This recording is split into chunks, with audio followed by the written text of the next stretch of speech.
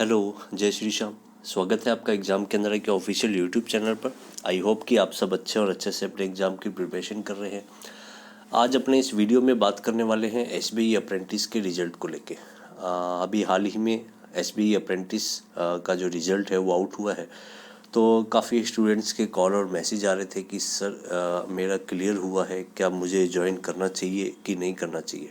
तो आज अपने इस वीडियो में उसी के बारे में डिस्कस करने वाले हैं। तो सबसे पहले तो जिन स्टूडेंट्स का एसबीई अप्रेंटिस पे क्लियर हुआ है उनको बहुत बहुत बधाई हो। और अब मैं बात करूँगा कि आपको ज्वाइन करना चाहिए कि नहीं करना चाहिए। तो सबसे पहले अगर जो स्टूडेंट्स जिनको लोकल ही जिन्होंने फ़िल किया है और उनको कहीं दूर नहीं जाना है, क्योंकि इसमें सैलरी आपको बहुत ही कम दी जाएगी, क्योंकि इसमें फ़िक्स सैलरी है, उसके ऊपर कुछ भी नहीं दिया जाता।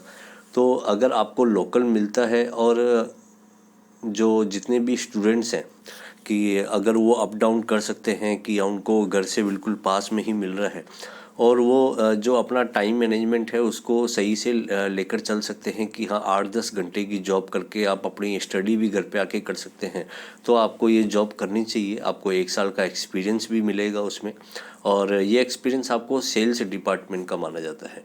तो अगर कोई स्टूडेंट्स ऐसा है जी जिसके घर के पास में ही उनको ये मिल रही है तो उनको ज्वाइन कर लेना चाहिए। और अगर जैसे मैं बात करूं कि अगर कोई स्टूडेंट किसी की एज अभी इतनी है कि उसके पास बहुत से चांस है कि वो आगे और भी इससे अच्छा एग्ज़ाम दे सकता है और अपने लिए जॉब ले सकता है, तो मैं यही कहूँगा कि आप अपने उन एग्ज़ाम के ऊपर फोकस कीजिए। फिर आप इस जॉब को आप मतलब मत कीजिए एसबीई अप्रेंटिस को, क्योंकि अगर आप 10 दिन भी पेन नहीं उठाएंगे तो भी आपकी स्पीड जो है ज़ीरो हो जाएगी। और आपको पता ही है कि आप किसी भी जॉब में जब जाएंगे तो वहाँ पे काम पूरा दिया जाता है। एसबीई अप्रेंटिस को भी फ्री नहीं बैठने दिया जाता, आपको 8 से 10 घंटे काम करना ही होगा। तो अगर आप ये जॉब ज्वाइन करते हैं तो आपको काम तो पूरा करना ही पड़ेगा। शाम तक आपको बहुत सी लीड्स दी जाएंगी, वो सब आपको करना पड़ेगा।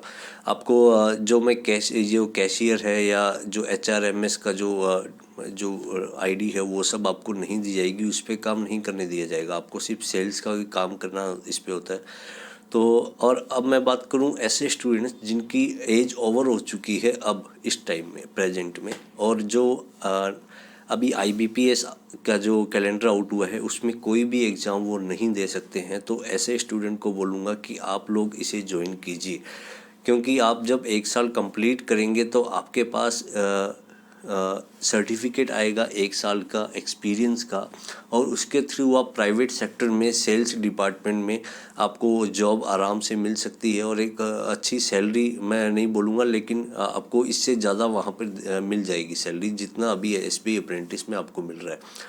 तो अब मैं इसमें बात कर लेता हूँ कि ये जो जॉब है एसबीई अप्रेंटिस की ये परमानेंट नहीं है। आपको सिर्फ 1 साल के कॉन्ट्रैक्ट बेस पे ही लिया जाएगा, और इसके अंतर्गत आपको एचआरएमएस पर काम करने को नहीं दिया जाता है।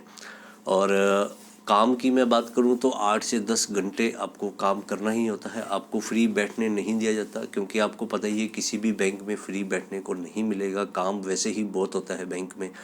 तो आपको यहाँ पर करना क्या होगा, आपको अकाउंट ओपनिंग या फिर जो कैशियर का इस टाइप का कुछ भी काम है वो सब आपको नहीं मिलता है।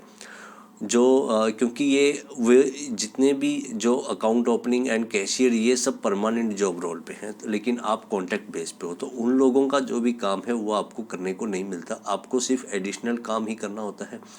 जो भी सेल से रिलेटेड काम होते हैं वही आपको दिए जाते हैं। जैसे कि मैं बात करूं केवाईसी करने को आपको दे दी जाएगी, ऑटो लोन करवाने को आपको मिलेगा। बहुत से लोगों को फॉलोइंग जो है का काम भी दिया जाता है।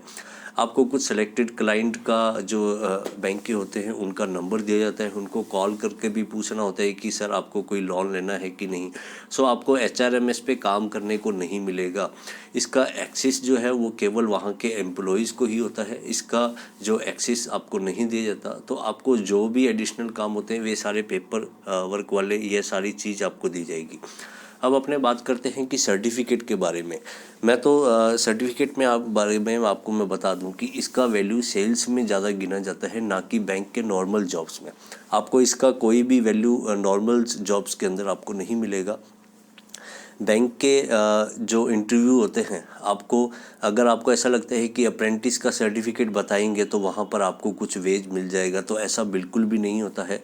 बैंक इंटरव्यूज़ में इसका कोई भी वेज, कोई भी प्रॉफिट आपको देखने को नहीं मिलेगा। क्योंकि मैं ऐसा इसलिए बोल रहा हूँ कि मेरे बहुत से जो फ्रेंड हैं जिन्होंने कंप्लीट किया है प्रॉपर और सर्टिफिकेट भी लिया है, फिर वे किसी भी गवर्नमेंट जॉब की इंटरव्यू में यह चीज़ मेंशन करते हैं कि मेरे पास ये सर्टिफिकेट है, तो इससे कोई भी फ़र्क नहीं पड़ता है।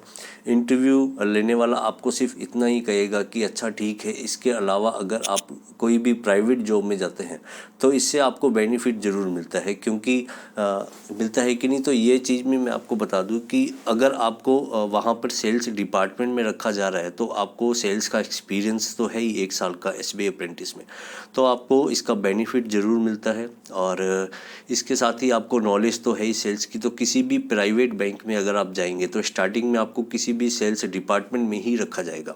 आपके जाते ही अच्छे पोस्ट, जैसे कि मैं बात करूं मैनेजर या इन सब चीज़ों में से, आपको किसी भी पोस्ट पे नहीं रखा जाएगा। आपको स्टार्टिंग जो है वो सेल्स की जॉब से ही करनी होगी। और मैं आपको एक चीज़ जो है क्लियरली बता दूं कि यह आप कभी भी मत सोचना कि ये एक परमानेंट जॉब है, कि क्योंकि बहुत से लोग क्योंकि वहाँ पे जो ऑफिसर्स होते हैं बैंक में, SBI में, या कोई भी आपका फ्रेंड्स है, वो ये बोल देते हैं एम्प्लॉयज़ की अब सोचा जाएगा आपको परमानेंट कर दिया जाएगा, जो कि पहले से ही नोटिफाई में ऑलरेडी मेंशन किया होता है कि ये एक कॉन्ट्रैक्ट बेस पे है। तो आपको सिर्फ 1 साल के लिए ही जो है यहाँ पर इस SBI अप्रेंटिस की पोस्ट पर रखा जाएगा। और आपको जो कंप्लीट होती है आपको रिलीविंग लेटर भी मिलेगा और आपका सर्टिफिकेट भी मिलेगा। तो ये सब था SBI अप्रेंटिस के बारे में कि आपको ज्वाइन करना चाहिए कि नहीं करना चाहिए। अगर आपके पास टाइम है, आपके पास एज है, आप इसे अच्छा कर सकते हैं तो आप इसे ज्वाइन मत कीजिए। अपना पूरा समय आने वाले एग्ज़ाम पर फोकस कीजिए। अगर आपकी एज कंप्लीट हो चुकी है, आप कोई भी एग्ज़ाम नहीं दे सकते, तो आप इस जॉब को ज्वाइन कीजिए। और इसके 1 साल के एक्सपीरियंस से आप आने वाले इस 1 साल के बाद में प्राइवेट सेक्टर में इस सर्टिफिकेट के थ्रू सेल्स डिपार्टमेंट से होते हुए आप कैशियर या किसी अन्य पोस्ट तक भी पहुंच सकते हैं। तो आज के वीडियो में अपने बात की SBI अप्रेंटिस के बारे में। अगर आपको ये वीडियो अच्छा लगा हो तो प्लीज़ लाइक एंड शेयर कर दीजिएगा। और अगर आप हमारे चैनल पर पहली बार आए हैं तो प्लीज़ सब्सक्राइब ज़रूर करना। ठीक है जी, जय श्री राम।